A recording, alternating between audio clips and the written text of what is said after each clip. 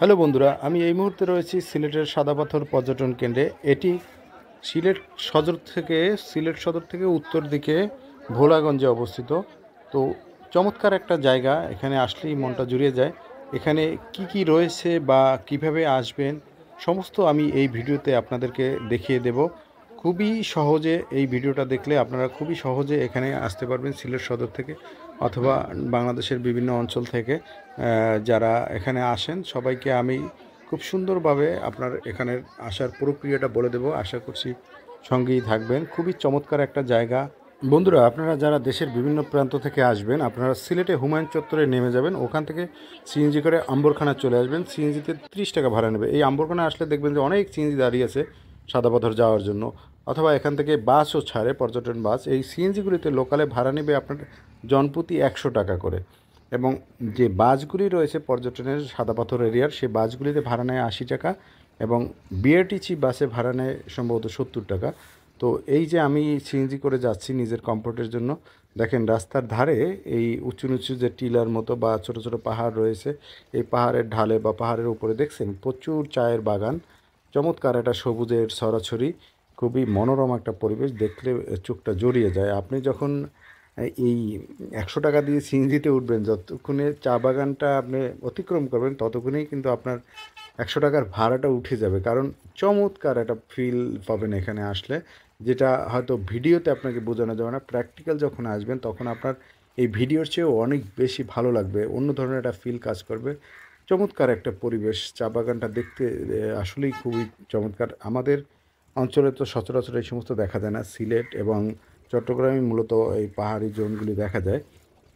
যাই হোক, আমরা চলছি, সিএনজিতে ছুটে চলছি, আর আমি ভিডিও ধারণ করছি আপনাদের উদ্দেশ্যে। তো আপনারা যারা পর্যটক হিসেবে আসবেন একটু সাবধানে দাম দর করে নেবেন। অনেক সময় পর্যটকদের পেয়ে অনেকে বিভিন্ন ধোঁকাবাজি করতে পারে। সুতরাং সিএনজিতেও আপনি দাম বলে নেবেন, বাসে উঠলেও ভাড়া জিজ্ঞেস করে নেবেন। যদিও বাসে টিকিট কেটেই উঠতে হয়, ওদের সিস্টেমটা ভালো আছে।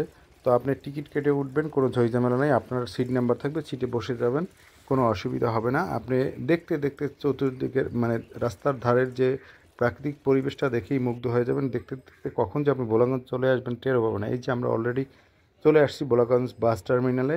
এখান থেকে আমরা নৌকায় যাব ওপারটাতে, মূলত সাদাপাথর। এই যে আমরা নৌকায় উঠে গেছি।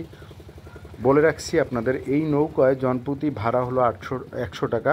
তবে 8 জন ছাড়া এই নৌকাগুলি ছাড়ে না। তো 8 জন মিলে রিজার্ভ করতে হয় মূলত। আপনি যদি একা আসেন, অনেক লোক দেখবেন এরকম আপনার মতো সিঙ্গেল সিঙ্গেল আসে, তাদেরকে নিয়ে 8 জনের একটা দল করে আপনারা একটা নৌকা 800 টাকায় রিজার্ভ নিয়ে নেবেন। তারপর মাঝির নাম্বার নিয়ে রাখবেন। ওই আপনাদের ঘোরা শেষ হলে আবার ওনাকে কল করে চলে আসবেন।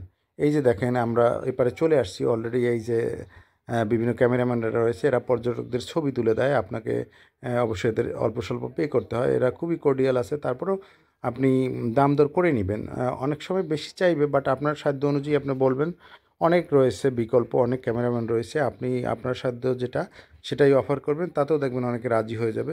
এই যে দেখেন আমরা চলে আসছি। এখানে মোটামুটি একটা মার্কেট রয়েছে ছোটোখাটো। এই যে ইন্ডিয়ান কিছু প্রোডাক্ট পাওয়া যায়, বিশেষ করে কসমেটিক্স, চকলেট, এগুলি এখানে বিক্রি করে। মূলত ওপারেই রয়েছে ইন্ডিয়ার বর্ডার। ওই যে পাহাড় দেখা যাচ্ছে, এটা হলো ভারতের মেঘালয় পাহাড়।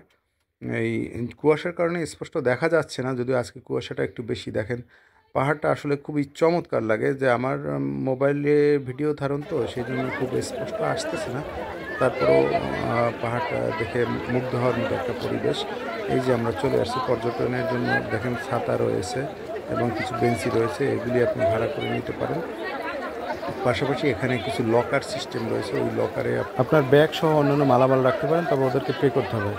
বন্ধুরা, এতক্ষণ সঙ্গে থাকার জন্য আপনাদেরকে অসংখ্য ধন্যবাদ। ভিডিওটি ভালো লাগলে লাইক, কমেন্ট, শেয়ার করতে ভুলবেন না। আল্লাহ হাফেজ।